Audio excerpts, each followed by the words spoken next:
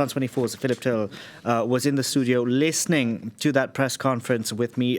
Philip, I want to start with something which he said that the attacks yesterday, which Russia, those barrage of rockets which we saw from Russia towards Ukraine, was because Russia was not making progress on the battlefield, essentially. Well, I think that is one of the issues that has been debated over the past couple of days, that this is a way of covering up the failures on the battlefield because Russia is not advancing.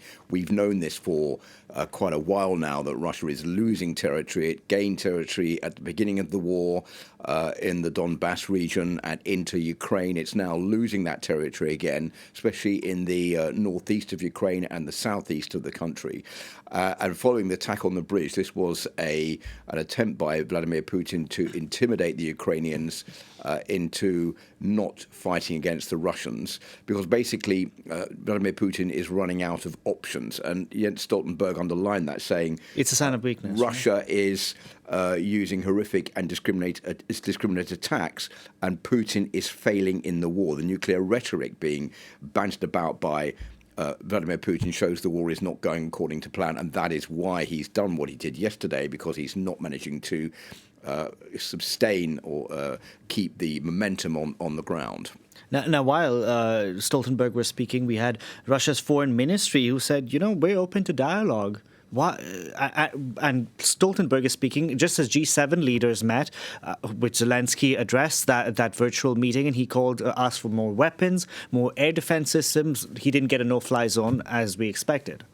Well, the problem, Delano, is that there are many different demands by the different sides. For example, the West, NATO, are calling for Russia to pull out of Ukraine.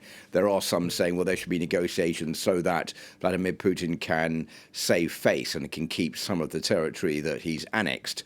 The Ukrainians are saying, we have got the momentum in this war. We want to continue till we've pushed Russia out, because we're not willing to negotiate handing over any territory that's Ukrainian sovereign territory to the Russians.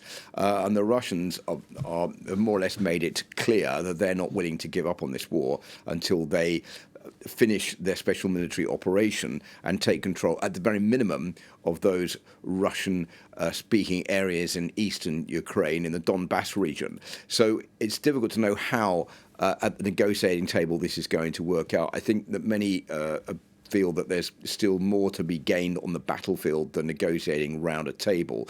And it's hard to imagine also that Vladimir Putin could negotiate with Volodymyr Zelensky, who's already said that he's burned all his bridges. No, but Volodymyr Zelensky also passed that law in Ukraine saying that he will negotiate with anyone in Russia but Vladimir Putin himself. So we'll see how this progresses. Thank you very much for that, Philip. Philip Turle there. More news coming up. Stay with us.